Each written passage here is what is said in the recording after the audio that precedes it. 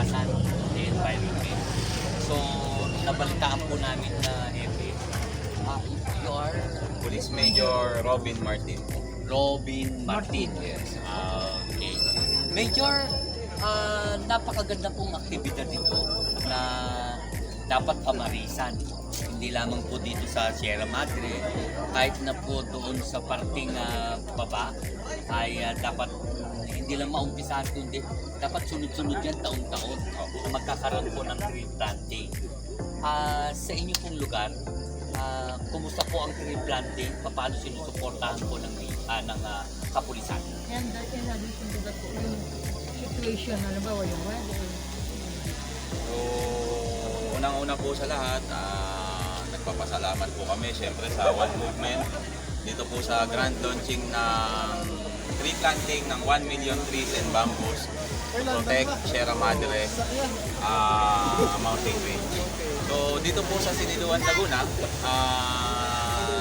very supportive po ang ating PNP sa lahat ng civic activities, especially tree planting, para syempre tulad nga po ng nabanggit ay mapangalagaan at patuloy na mataniman pa natin yung mulumundungin ng Sierra Madre. Sa katunayan, meron po tayo mga activities dito.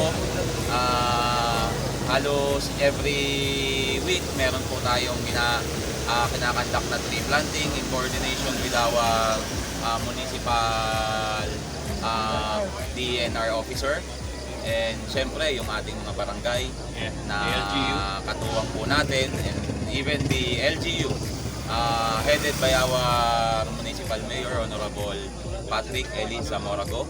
So nagpapasalamat po kami sa buong suporta po ng ating LGU sa mga civic activities tulad nga po ng tree planting and the likes.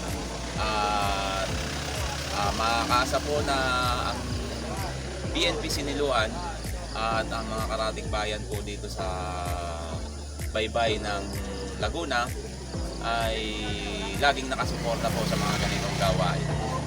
At sa mga weather condition po ay napakaganda po ng klima dito sa Siniluan, Laguna, kaya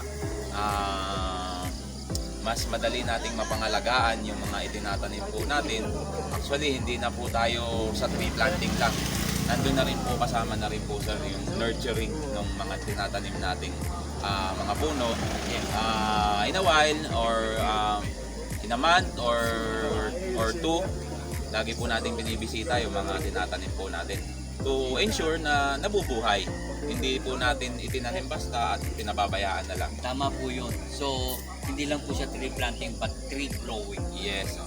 Sir, yung ang ganda ng how about yung situation natin dito sa peace and order?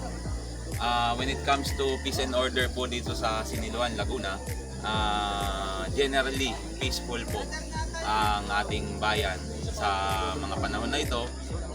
Kahit na umiiral po ang election period sa mga panahon na ito, ay nananatili na peaceful po yung ating lugar. And to tell you, meron po tayong na-receive recently na award from NAPOLCOM for having zero incident from September 1 to 7. So yun po yung tinanggap nating award from NAPOLCOM, and it was awarded at our provincial office. Patuloy po nating minomonitor siyempre yung paparating na barangay and SK elections. Lagi natin kinakausap yung ating mga official candidates ng barangay and SK elections na we shall have safe and fair elections sa darating po na Oktubre. So patuloy po kaming magseserbisyo sa bayan, lalong higit dito po sa bayan ng Siniluan. Yun lamang po at maraming salamat. Maraming salamat po, Major.